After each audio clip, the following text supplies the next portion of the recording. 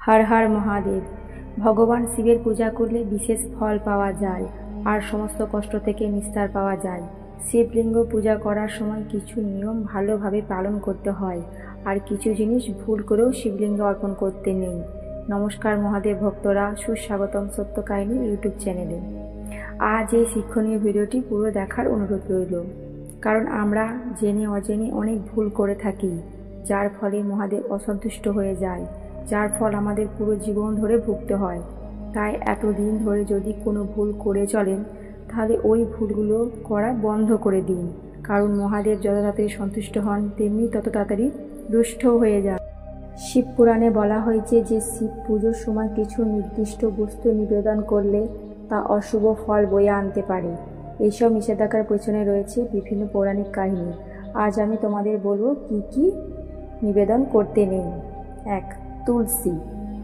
তুলসী হচ্ছে পবিত্র তুলসী সারা বিশ্বে হিন্দুদের কাছে সবচেয়ে পবিত্র উদ্ভিদগুলির মধ্যে একটি।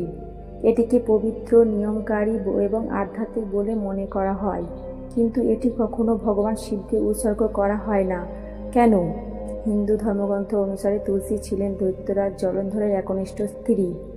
যখন ভগবান শিব বিশ্ব জগৎকে রক্ষা করবার জন্য জলন্ধরকে ধ্বংস করেছিলেন, তখন তুলসী একজন বিশ্বস্ত স্ত্রী হয়ে ভগবান শিবকে অভিশাপ দিয়েছিলেন যে তাকে কখনো তুলসী পাতা দিয়ে পুজো করা হবে না।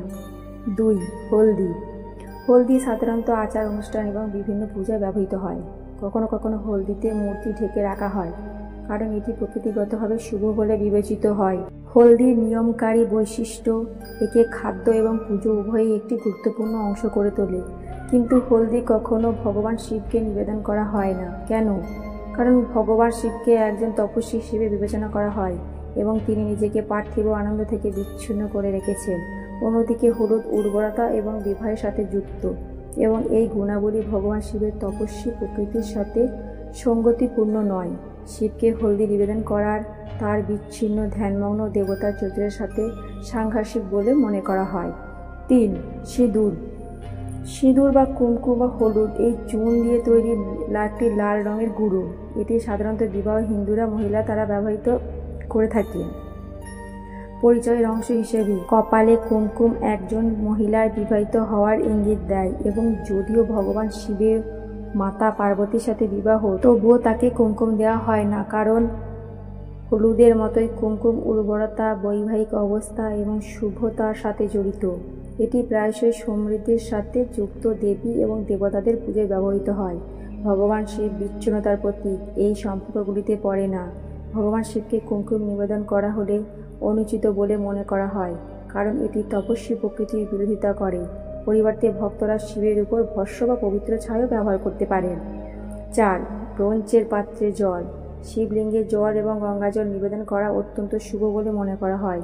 অভিষেকের সময় ভগবান শিবকে গঙ্গাজল, মধু, দই, পঞ্চামৃত এবং আরও অনেক কিছু নিবেদন করা যায়, তবে নিশ্চিত করা হয় যে তারা কখনোই শিবলিঙ্গে পিতলের পাত্রে জল নিবেদন করবেন না।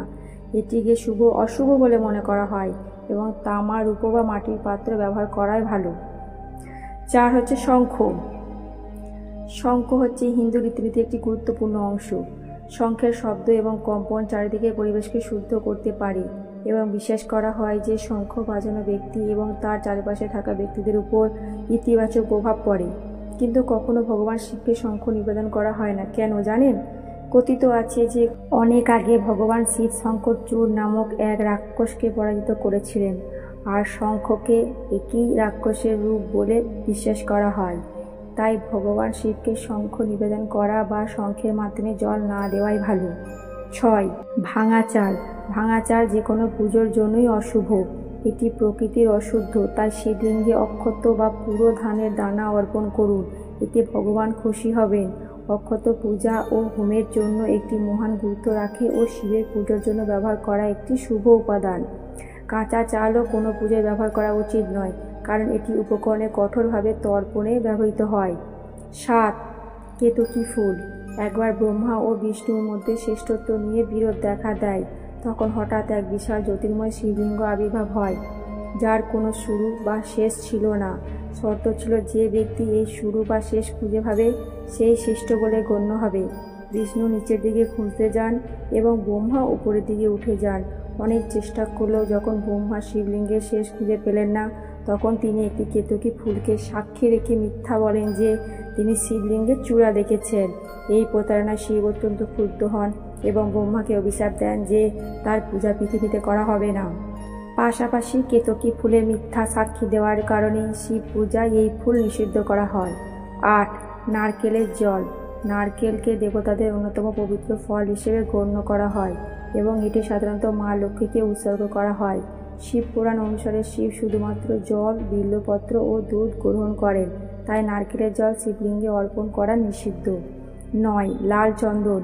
শিবকে বৈরাগ্যের দেবতা হিসেবে দেখা হয়, যিনি শ্মশানবাসী এবং নিরাসক্ত।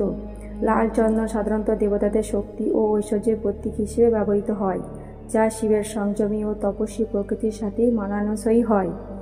তাই শিব পূজায় শুধুমাত্র সাদা চন্দন ব্যবহার করার বিধান আছে। কমল ফুল। কমল ফুল সাধারণত দেবী লক্ষ্মী ও বিষ্ণুর পূজায় ব্যবহৃত হয়। এটি সম্পদের প্রতীক ও শিব ত্যাগ ও বৈরাগ্যের প্রতীক হওয়ায় তার পূজায় কমল ফুল অর্পণ করা নিষিদ্ধ।